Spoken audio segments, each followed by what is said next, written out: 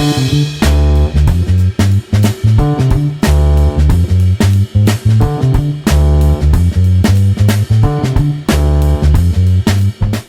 haven't planned anything like that, but if you want to make a cocktail, show me how to make it while you're making it. Yeah. Alright guys, welcome to the first episode of the Bar Hopper series. I'm here with Amber Bruce. If you want to find her on Instagram, she's at Amber Bruce. Today we're going to be making one of her cocktails from her new spring menu. Yes. Can you tell me about it all? Yeah, we've got we just dropped 8 new drinks. We changed the menu seasonally. Yep. So it's spring is sprung, and so it's time for some nice kind of bright, well, starting to. Yeah, we've got some nice kind of bright, green drinks to kind of welcome in the new season. New colors, New colors, fresh, light, bright. That being said, we still got some kind of stirred down drinks, a little bit of something for everybody. The one that we're going to be making today is a new project of ours here at the Keefer, part of our program. We're doing a punch program. Sweet. So we do single serves of the punch, so people can kind of, if they want to get in on their own, they can do that. Yeah. Or if they roll in, exactly, or they roll in with Party a group bowl. and just, no fuss. Let's get a punch bowl for the table Yeah, and, exactly. When you can't go for it. decide, why not just get a drink for everyone? Why not, right? So this punch is going to use 2 different kinds of rum. We've got Cuban rum, Havana Club 3-year-old. It's very nice, light, bright, a little bit green, a little bits of vanilla, fresh honey, and then to that we're going to add a little bit of a darker rum, Mount Gates Barbados rum. It's a little bit, a little fruitier, a little more bold, kind of bigger flavors, raisins, spices, that kind of thing. Something I'm really into at the moment is blending different spirits, or not different spirits, but different kind of 2 different areas of exactly, to create kind of complexity within the same cocktail. To that we'll add some ancho reyes, which is an ancho chili liqueur. It's actually it's a cane sugar base, so it's got a rum, essentially a rum base, so it's going to play along really nicely in there. Yep. Adds a little bit of spice, a little depth of flavor. We've got some fresh orange juice. Everything's fresh squeezed and everything's fresh squeezed here. Oh yeah.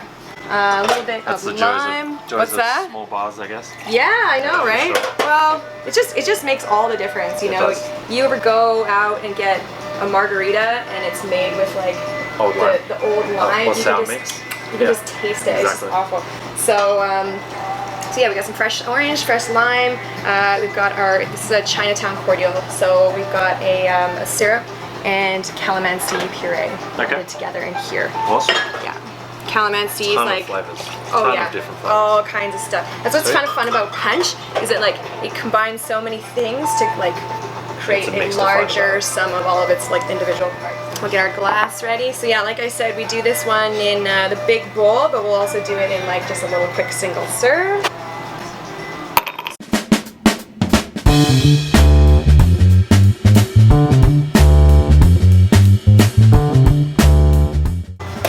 Taste. Best part of my job. So we'll start with our first question while you're pouring it. When it comes to your menu, where did you get inspiration into that? Oh, that's a good question. We right now we kind of all come together for the menu items. We've got a staff of about 5 of a lot of amazing bartenders here. We have a lot of come from different walks of life and different styles. We kind of all get together and talk about our ideas and where we want to go, and we pretty much assign kind of cocktails to each other. And then try stuff, bring it all together. More of a group activity. Yeah. Cool. It makes it feel, I don't know, it makes it feel really holistic. It's not just my project, it's it's our whole project. Everybody gets to take a little bit of ownership and stuff like that. Yeah, for sure. That being said, this season we're looking for kind of clean, bright flavors. Colorful, like you said. Colorful. Yeah, we got a kind of almost like a pastel sort of color going across the menu this time. We provide a little descriptor for people, just a 1-word description to kind of lead them into what this thing might taste like. And we try to incorporate a lot of local Chinese ingredients into the cocktails, which can be really unfamiliar to a lot of people. So this is our punch. We've done one already. By the way? This is the Fighting Fish punch number 2. Fighting Fish. So Number 2, your timing is impeccable. So that's it. It's still just very simply 1 cube, and then we garnish it with some dried calamansi fruit just over the top, just to get a little aromatics. We've got a great dehydrator in-house, and that's just going non-stop for garnishes and stuff like that. So glassware, you're using something different that's locally produced as well? Yeah. Well, I wouldn't say locally produced, but it's certainly locally sourced here. Yeah. That's another great part of the job, is just wandering around the streets of Chinatown and seeing what's going on, what's local. Right? Oh yeah, I mean, having this kind of creative field is that you could walk into that store, like look at a poster or a piece of glassware or a trinket, and then have this whole thing just like light up and go like, oh, either I want to work with that, or we've got so much to work with in our neighborhood here. Awesome. Fighting fish number 2. Yeah. Cool. Cheers. This is my second favorite spot at the bar. Is it? Besides from being back there. Okay, so into the first question. Actually, I'm going to have a taste of this cocktail. Yeah, try the punch. The calamansi is like just a flavor that I've always just really liked. It's super zingy. They use it in a lot of like Southeast Asian cuisine. It's kind of tangy. It's this teeny tiny little gorgeous little orange that's green on the outside, like bright orange on the inside. Yeah. It's really good. The orange in that, I don't like using orange in cocktails, just because it's too... It's not sour and it's not sweet, and it like disappears, I find, in drinks. That's it, it disappears. That's the biggest thing. Like tiki drinks, will use it a lot, but for that, the orange is most prominent out of anything. That's for sure. I mean, it plays so well with rum. And you can't taste the rum. It's in there. When it comes to bartending in British Columbia, where do you think it's going for you? Next 3 months, and then let's say in the next year as well? Bartending in BC in general? Yeah, so cocktails, spirits. It's been an incredible source for inspiration. Yeah. Let's see, how would I phrase it? How would I even start? Like 10 years ago is kind of, I would almost say, is kind of like when the sort of pioneers of the Vancouver BC cocktail movement were kind of getting started. Yeah. And to see how far they got with their limited resources, and the fact that like 10 years ago nobody knew to order an old fashioned or even knew what that was. How far it's come since that point in just 10 years is crazy. Yeah. So I can only imagine what's going to happen next. That coupled with the fact that the government is making a lot of changes for like red tape reduction. They're easing up on things. They're making it way more open for us to experiment, to do things like barrel aging is legal now, and punches and batching. It's really opening up what we're allowed to do, and so now we can take those tools and go a lot further with it and start competing on even bigger global markets where these things are nobody even bats an eyelid at batching or barrel aging. The whole reason behind not being able to infuse something was that they didn't want you taking something out of a bottle and then like putting something else back in, putting a crappy vodka into a premium vodka bottle. So when it comes to you drinking at a bar, what sort of flavors and aromas will you look for? If you want to mention like some of the bars around the place that you like to drink at. If I'm not here, I'll go to the Diamond for a great cocktail. They're just in Gastown. They nail the classics, which is always a great jumping off point, and they've been around forever. So some really great bartenders have come through there. Mammy Taylor's is really close by as well.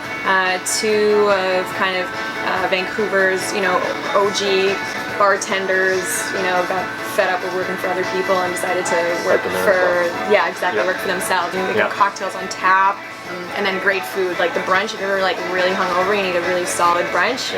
Mammy Taylor's, I'll definitely keep an eye out. And if it's not there, it's probably like at the Fairview Pub, which is this little dinky dive bar right around the corner from where I live. So cool. It's Big Buck Hunter, it's pool, it's stinky carpets, it's pitchers of cheap, shitty beer. Awesome. Both for bartenders and clients of yours, or drinkers in general, in British Columbia, what's 2 events coming up that you would say are a good idea? BC Distilled is a great event that's coming up really soon, actually, That's April. The dinner? BC Distilled is a huge festival over the weekend. I don't know how long it's been around, but it's been around for at least a couple of years. that's always really cool because there's lots going on in BC right now, from the islands, the Okanagan, so locally. And there's bartenders there doing cocktails. The guys from like Sons of Vancouver over on the North Shore doing really cool stuff. Yeah, totally. And yeah, you're right. Insane. It's not just spirits. It's like it's shrubs. Like there's a bunch of local shrubs projects. Yeah.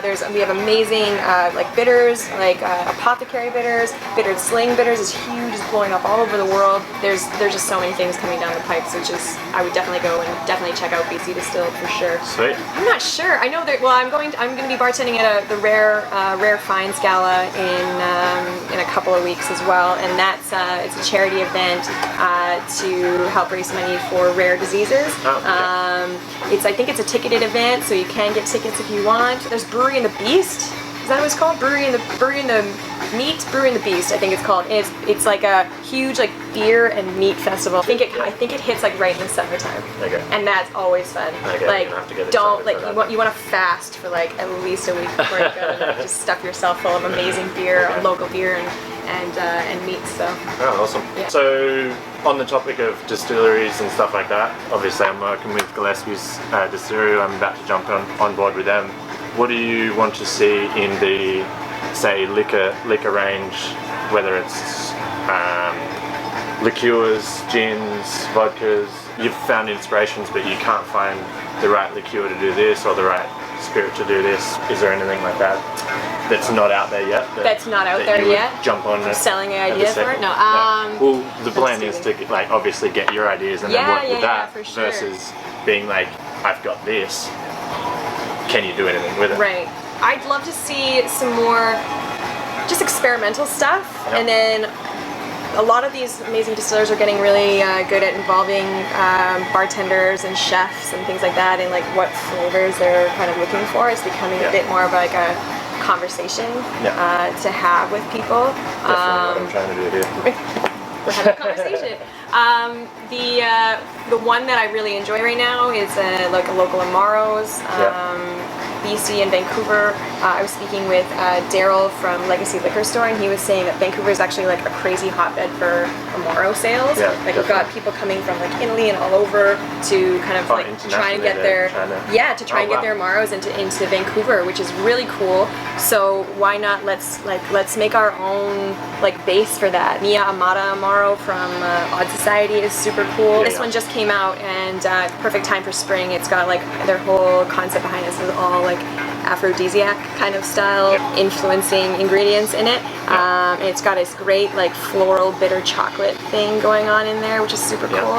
I'd love to see more from BC, more for our our identity. Sweet. Side question, just something that popped into my mind. What's your favorite fruit to work with? Like fruit or maybe even a vegetable? Something different. Right You guys obviously work with the Chinese style food. Yep. And as you said, snacks before. Yeah. That sort of thing. Is there anything like from that sort of thing that you brought into your bar that you love to use? Oh, totally. I mean, we've maybe? used a lot of stuff. The calamansi is huge for me, obviously. I love that. I just love that flavor. I just That's want this that. one right here, right? That one's in there. Okay, Yeah, cool. I just want that. Just On put on everything. pancakes or anywhere, anything, everything, all the time. Lotus root is really cool, and we can get it pretty much year-round now, and it's great, like starchy, gorgeous vegetable, root vegetable that we're using.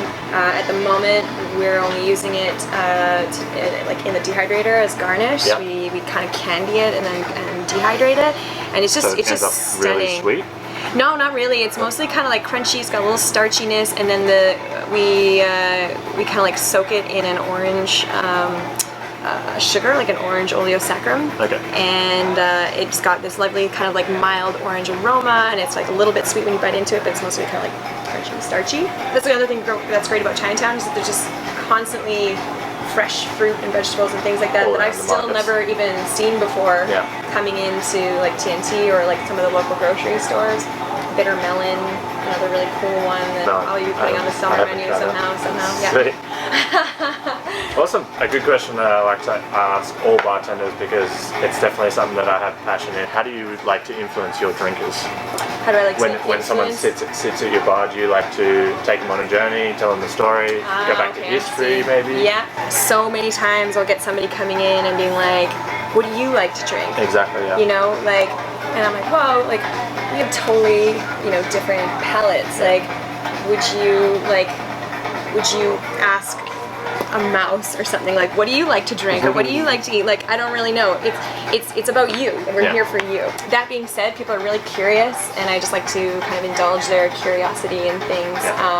So you'll usually throw out, I'm guessing you'll throw out a bunch of flavors and stuff like that, because you said in your menu you've got that one word that explains every cocktail, and you're just like, you'd probably go through the list of them, I'm guessing? Pretty much, yeah. I try to narrow it down before we like start pointing out options, because our cocktail menu is quite vast, and some people like a lot of choices, and some people want to be like told what to have. We'll ask some questions, like, you know, a lot of customers that are like, oh, I don't like gin because I've had a gin and tonic, and they don't actually know what like, gin's all about. Yeah, and that's fine. Like, again, and like, I'm not here to like force gin down your throat. If that's what you don't want, like, and you're gonna taste it in there regardless, then don't worry about it. Like, let's do vodka or tequila or something like that. So try and find like kind of what mood they're in, what's their go-to drink, like what do they really like. So it's a good starting point. That's definitely and then you're like, you know, because if I don't know, like, you know, somebody could walk in and like in a tutu or something like that, and I'm like, oh, well, maybe this person wants like a fizzy, like tall, long champagne drink. This girl's like, I want a whiskey, I want a scotch, or something, right? Old Greg wants his Baileys. Exactly. Easy now, fuzzy little man Peach. You ever drunk Baileys from a shoe? Well, or the other way around. So you can't tell just by like, so you got to talk to some people, and then and then we kind of like work with there, and then I'll usually try and give them like a couple options with like probably a little more excitable emphasis on something that I really wanted, you know, them to try. And then we go from there, and then it's always like a conversation as well. So you give them a second with it, like let them feel it out, see if it was good, and otherwise, you know, we'll change it up. Last question. I'm gonna make it a fun one. Do you want to do a shout out for your favorite customer or one of your regular customers that comes in and just be like, see you in here next time? Hey, let's see. Oh man, there's so many. Oh, this is dangerous. I don't know. All the others are gonna be like, I know, right? Like, excuse me, what about me? We're so blessed that we've been here for 7 years that like we have so many people that come through here all the time. I mean, our favorite people are the people who come back over and over again and love what we do and respect what we do. I've got to say, I've got a couple right off the bat. Steve is dope. He always comes in. He's always good for a shot of tequila. Ross is awesome. I don't know. And then probably a few secret people that I probably shouldn't say their names. Shouldn't mention. Okay. Yeah. Awesome. I'd like to thank you again. Cheers. Thanks for having me. Thank you so much. Yeah, that was awesome. If you guys want to find Amber Bruce on Instagram, it's at Amber Bruce. If you want to find her slinging drinks, she's at the Keefer Bar in Chinatown. The Bar Hopper signing out. If you want to see more of my stuff, follow along. Cheers, guys. Bye.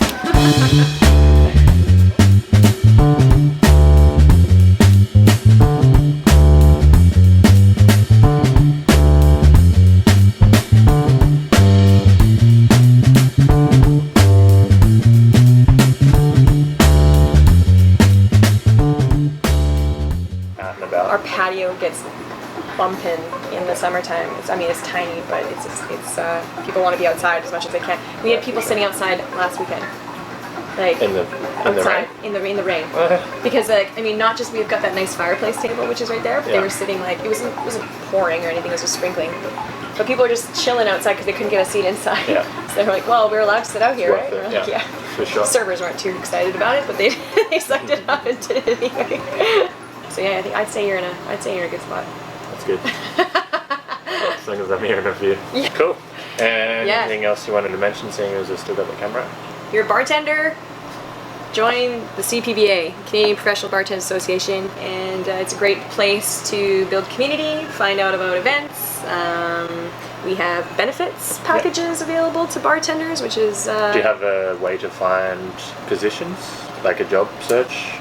Yes, we send out a newsletter every month. There's always, we're recognizing members, welcoming new people to the community. There's competition links on there. Awesome. We'll usually post, if people reach out to us about positions opening up, we'll definitely share them. If everything's available, cool. Yeah, BC has one of the strongest like bartending communities that I've ever seen. Everybody's really close, tight-knit.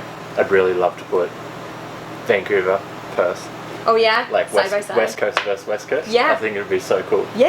Have like an international competition or something Oh, like that. totally, That's totally. something I'm down with. Well, there's some fun competitions too that are not just cocktail competitions anymore. They're like bartending competitions for bartenders. Yeah, we got barback Yeah, wars like that. and stuff like that. Yeah. Barati Kid, Yeah. which is like it's like screw the brands. It's not about the brands. It's like a speed, style, and taste like kind of competition. And it's usually like the way they do it is like it's like a $50 buy-in, winner takes all, and it's like a head-to-head showdown. And it's just like we've done it here I don't know a number of years now, and it's always just lights that place up. It's Awesome. really fun. It's not just for brands anymore. It's for us. It's fun. There's the Ultimate Bartender Championship, which is coming up, which I don't know too much about yet, but that looks really cool. Yeah, and then Barback Olympics. Yeah. For Best. sure. Best ever. That'd be awesome. Yeah. I'm also looking at